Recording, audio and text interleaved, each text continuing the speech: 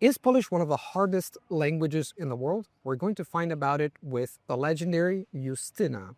Cześć, dzień dobry. I'm Justyna from Easy Polish. At Easy Polish, we teach Polish to foreigners. We've been doing that for over 10 years now at our YouTube channel, a platform with resources for self-learning, and at our online courses. So today we're going to talk about a lot of interesting things about Polish, language learning, self-confidence, and more. Zaczynamy. Zaczynamy. Let's go. Justyna. Luka. So a lot of people, including Poles, say that Polish is one of the most difficult languages in the world, if not the most difficult language. Is that true? I think the answer is it depends. I know people hate this answer and are never happy when they hear it, but it's really a difference when you talk to a Slavic language speaker, somebody whose first language is Czech, Slovak, Ukrainian, Russian. Of course, it's not the most difficult language for them. For them, it's very easy. They just have to learn about some differences and how not to make mistakes, but they can understand all of the grammar concepts already and feel confident pretty quickly. For somebody whose first language is English or Italian? Spanish or Italian, it's definitely going to be much, much harder. So it really depends who's asking this question. Right. Makes total sense. I mean, the languages are systems, and it depends on the distance between a language and another. I've met, for example, a lot of Ukrainians here who speak almost perfect Polish, so it makes sense. I've met a couple of Italians who speak Polish well, but not that many. Anyway, I've met quite a few. Italians are you- good at Polish. yeah? Yeah. Why? Why is that? I know. I think I've met some pretty motivated people. Yeah, that's true. Including me, I like Polish a lot. So when it comes to Polish and people approach Polish for the first time, for example, they say, okay, I'm going to learn Polish because I have a Polish girlfriend or I have a Polish family. What is it that scares them the most about the Polish language? I think what scares them are not necessarily the things that are the most difficult about Polish. A lot of people are totally scared when they see all the Polish different like special letters and characters and the consonants clusters that we have in Polish, and they think this is the most terrifying thing. And the reality is this is the easy part. Like the Oh, wow. reading of Polish, the pronunciation you work on for some time, but how to read those consonant clusters, you learn it in the first lesson. And it's not like in English when with every word you have to learn it separately, how to pronounce it. You learn some rules and it becomes very easy later on. The things that people should be more afraid of are the cases. And I think a lot of people heard about them and know they are scary, but then sometimes they are scary on an abstract concept. For somebody who's never learned about cases before, it's like, yeah, it's a scary thing, but I don't even know what it is. So maybe that's something to be more afraid of and more conscious about, not afraid, more conscious about them, the pronunciation and the reading. I have to tell you that as someone who learned Polish and Russian, you're absolutely correct in the sense that cases were difficult at the beginning, especially with Russian. But once I got the gist of it and understood how it works, Polish was less difficult in that regard. However, I have to say that those consonant clusters, they're tough to pronounce, but you're right. You read as you write in Polish, right? So That's almost. tricky for everyone. It's different depending on their language, but there are rules about how to Yeah, read. absolutely. So once you learn the rules, you are good to go. You can learn anything. Once you work on the pronunciation a bit, you can read anything with good pronunciation, and people think you're fluent even though you have no idea what you're True. reading. Can you give me an example of some consonant clusters that are complicated? Just for example, I'll give you one word and you'll give me mine. Let's start with the easiest ones. Szczególnie. Szczególnie.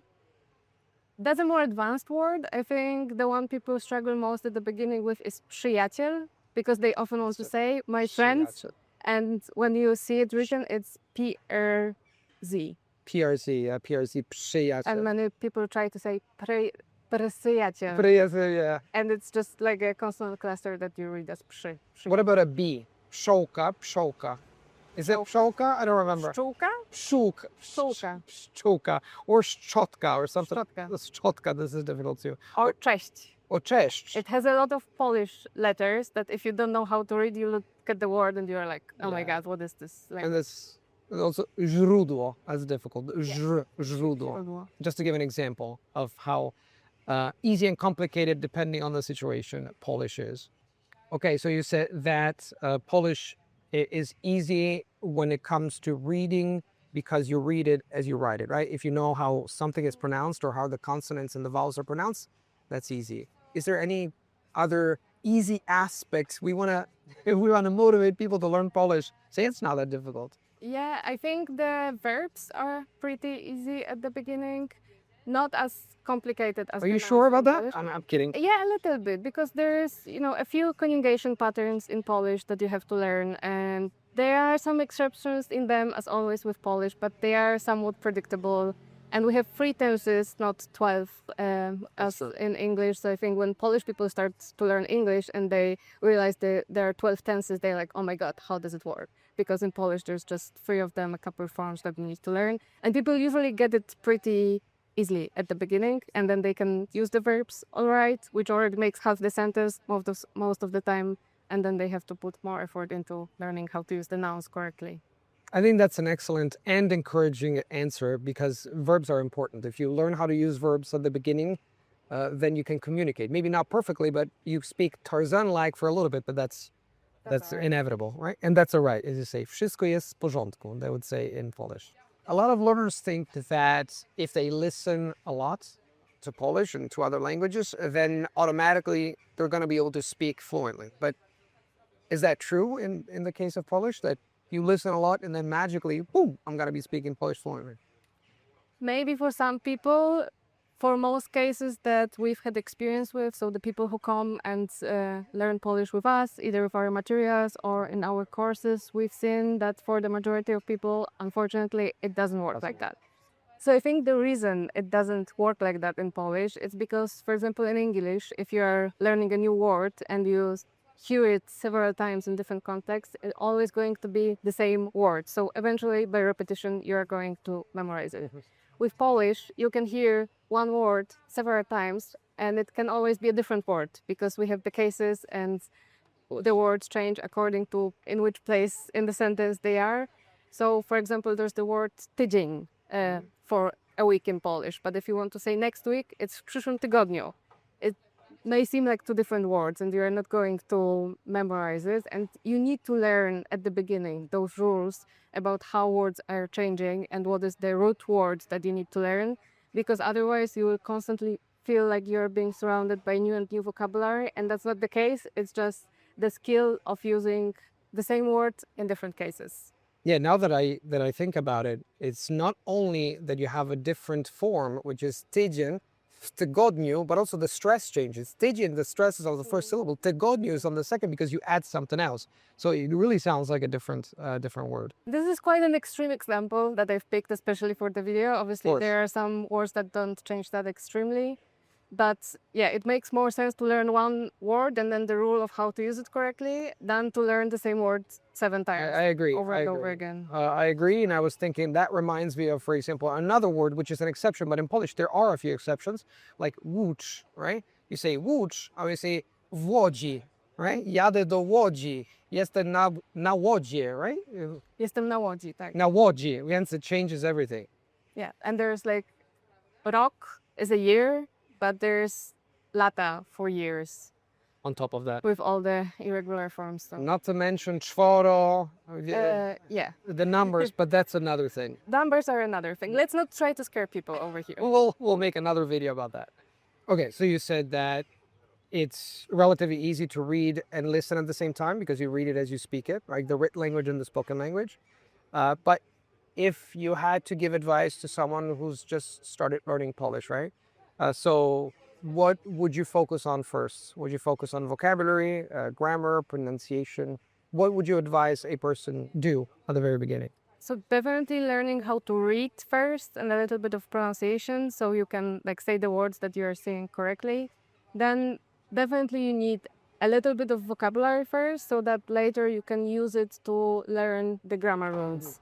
And I think it is pretty important to, at least this is how we teach in the courses of Polish that we run together with our teachers. They focus a lot on the grammar at the beginning because you need some structure to start speaking later. And you don't need all the grammar. You don't even need all the cases at the beginning. Like the ones that you need at the beginning are usually the instrumental, the genitive, and the accusative.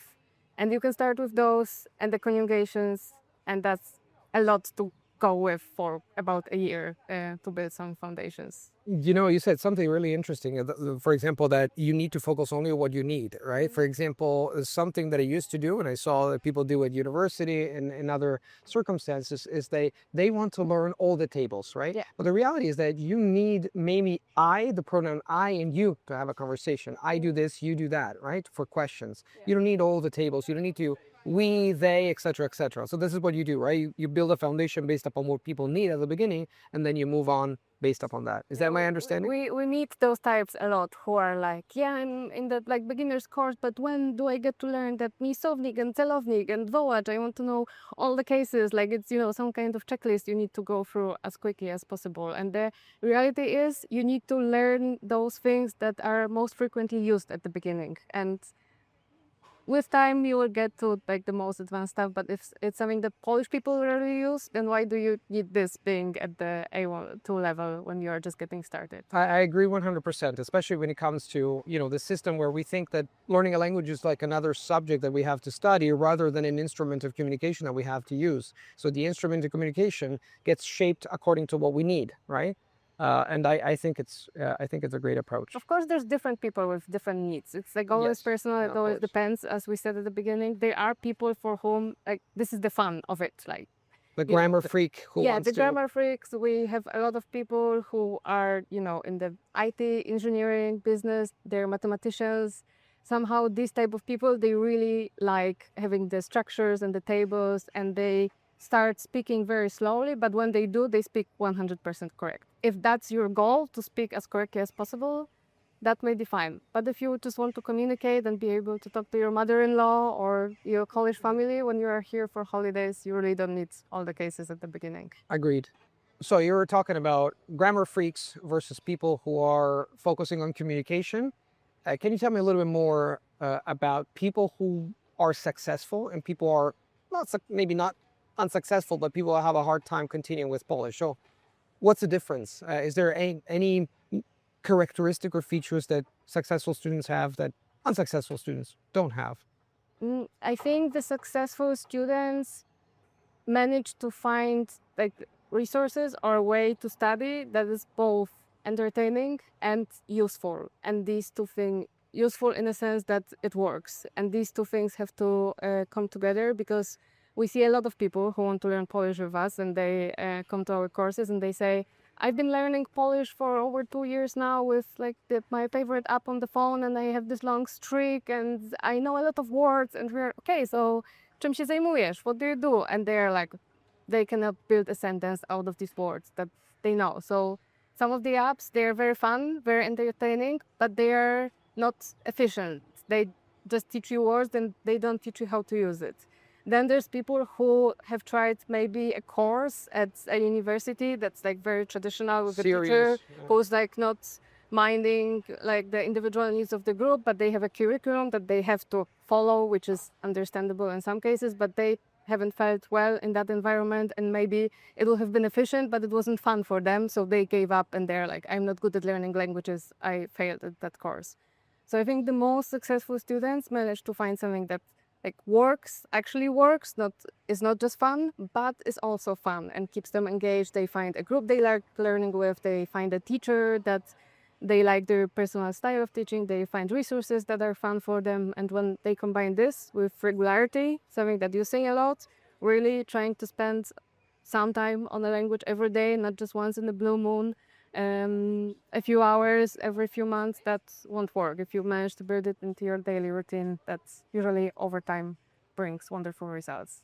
I agree 100% with everything you said. So the bottom line is to combine something that is useful with something that is fun. Because if you get entertained, then the process becomes the reward in and of itself. Now, I got a question for you in that regard. You speak pretty good English. How did you learn English? Did you do things that were fun and that were useful at the same time? Or did you spend a lot of time using Duolingo, for example? I'm I kidding. think that was when I was learning English. I didn't have a smartphone back then. I mean, not the one with like all the fancy apps and everything. I watched a lot of How I Met Your Mother. I remember this teacher of ours in high school told us like you need to study the grammar with me and all of that, but you go home and you watch as much TV series in English as you can because you need a lot of input, and that was amazing because she was fun. She was explaining the grammar very well. I liked it, but then she was sending us home to watch TV series, and I just watched one episode every day after school, eating my lunch, and I think over time I started speaking So, some English. so watching this TV series started as started as almost homework because your teachers told you so, but then it became the reward in of itself. You started liking it, right? Yeah, and then I started being in environments where people didn't speak Polish, so I needed English to communicate with them. And I think that was then the biggest motivator to turn this into like a real life skill. When you have people that you want to talk to, obviously you start finally using what you've been learning. So, okay, you said that you started talking to people. Is there a time that you remember, a moment you remember, where you still ashamed a little bit of speaking English, or you didn't feel it's coming pewna siebie? It's coming in Polish because we've been speaking Polish the whole time. Self-confident. Self-confident. You're not feeling sure of yourself when interacting in English.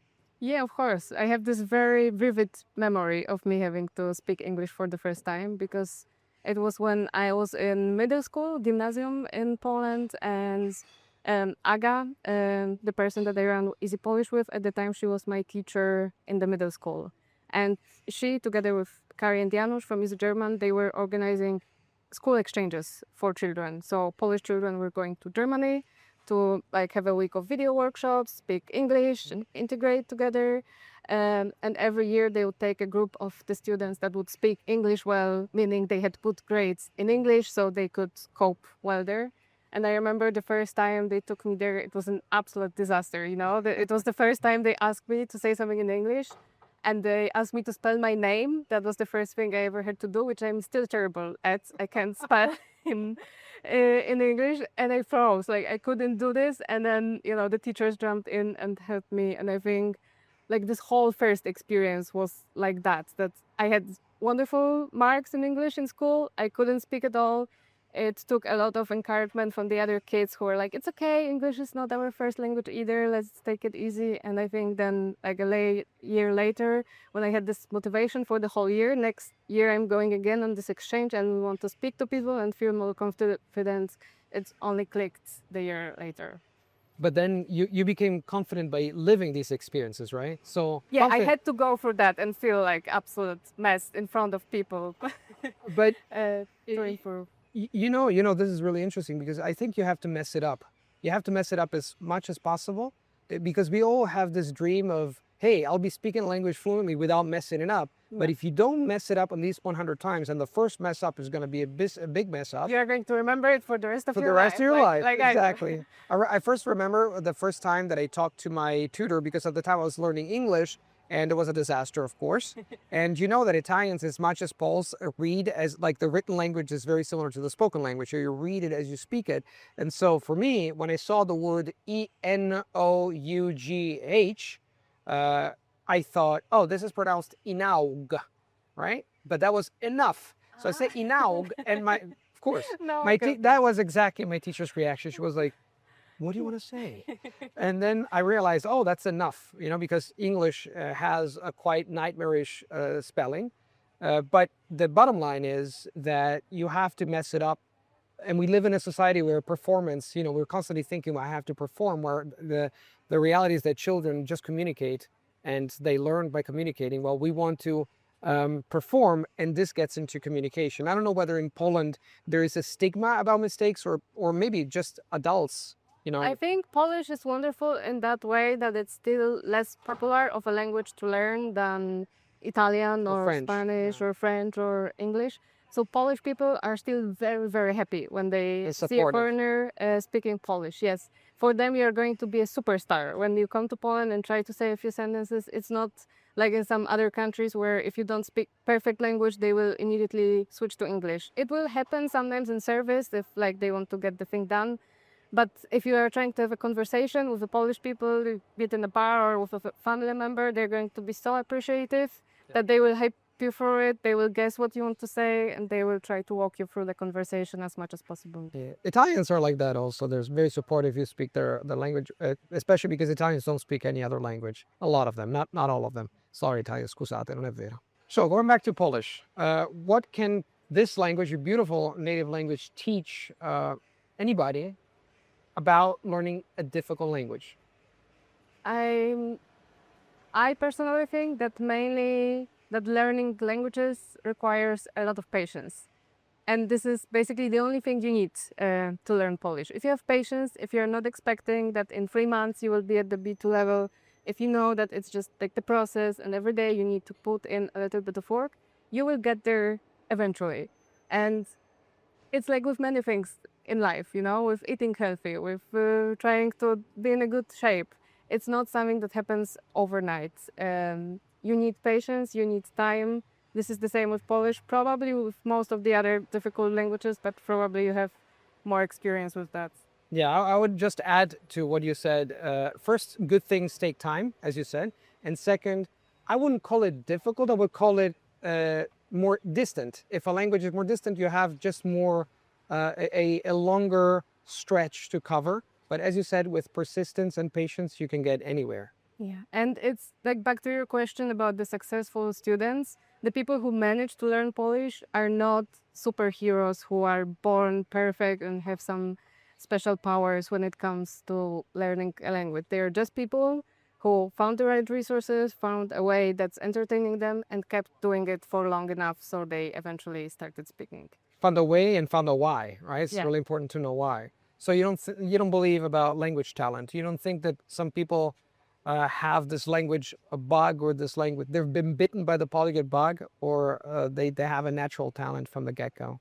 Definitely people who started like learning languages early and they learned a lot of them, like every next language is easier because they already have the methods of learning languages. But I think it's not definitely it's not this like special talent, it's that they've had enough experience, so now it's coming easier for them. If you are a person who's like in their retirement, speaking only English, learning a foreign language for the first time, we have a lot of students like that. Like, go easy on yourself. You're doing it for the first time. You don't only have to learn the language, you need to learn how to learn, which is like making the process longer. But Yes. you will get there eventually. If you then decide to learn another one, it will be easier. So I personally think it's all about, knowing why you are learning this, having a strong motivation and time and enough practice and enough input, and you'll get there. Very well said, Justyna. Thank you. Thank you, Luca. So that was it. Thank you very much, Justyna. Thank you for having me, Luca. Always a pleasure. It's always a pleasure to talk to you. And Aga, of course, where can people find Easy Polish? On YouTube, we have a YouTube channel called Easy Polish, and on our website, easypolish.org. Perfect. So if you guys want to learn Polish, or you've been learning Polish for some time and you want to improve it even more, all you need to do is check in the description box or in the pinned comment below this video. To wszystko na razie. That was all. Pozdrowienia z Polski, Pa, pa. z Krakowa. Dziękujemy za uwagę. Ciao!